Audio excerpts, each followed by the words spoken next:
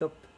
Donc à présent, on arrive sur le logiciel qui pilote la machine. Donc première étape, bien sûr, créer un programme que vous allez aller sauvegarder dans le répertoire formation, sous-répertoire GMP2 et sous-répertoire qui porte le nom de votre groupe TP. Et le nom du programme portera bien sûr un nom d'un des binômes. Ensuite, le binôme en question, le numéro de binôme qui vous a été attribué, puis X2. Ensuite, on va choisir dans cette page aussi le type de fixation de pièces qu'on a utilisé. En l'occurrence, nous, ce sont deux cônes, en haut comme en bas, et des petits. Donc un petit cône en bas, un petit cône en haut. Et pour visualiser tout ça, on a une petite fonction qui nous permet de vérifier que c'est bien ce montage-là qu'on a utilisé. Et on enregistre.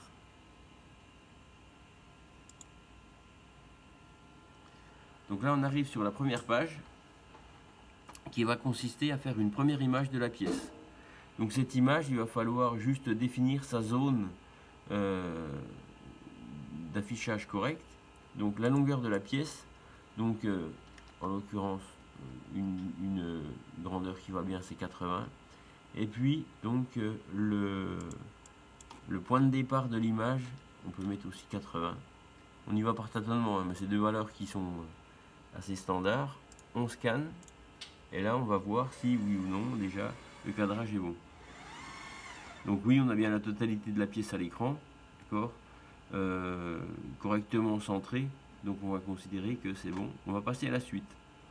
Donc la suite, ça va consister en fait à définir un axe numérique de la pièce, parce que la pièce elle a pu être mal orientée par rapport à la machine, voilà.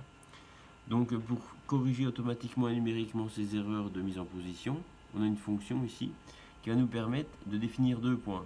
Un sur la partie basse de la pièce, l'autre sur la partie haute de la pièce. Et par rapport à ces deux points centrales, on va tracer un axe numérique et ensuite travailler par rapport à cet axe numérique.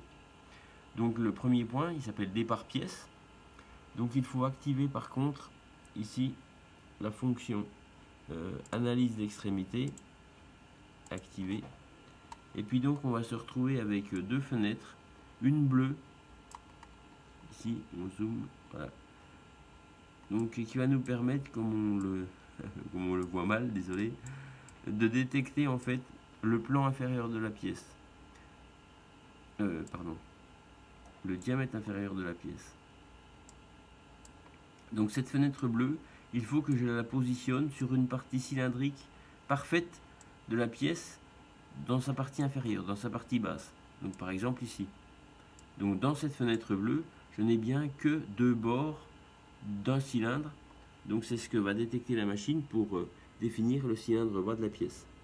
La fenêtre verte, elle, va servir à définir le plan inférieur de la pièce.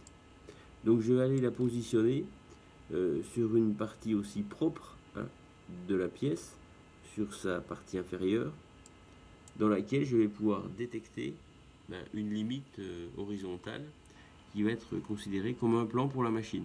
Donc l'intersection de ce plan et de ce cylindre va, comme on va le voir, permettre de créer à la machine un point, voilà, le point central inférieur de la pièce.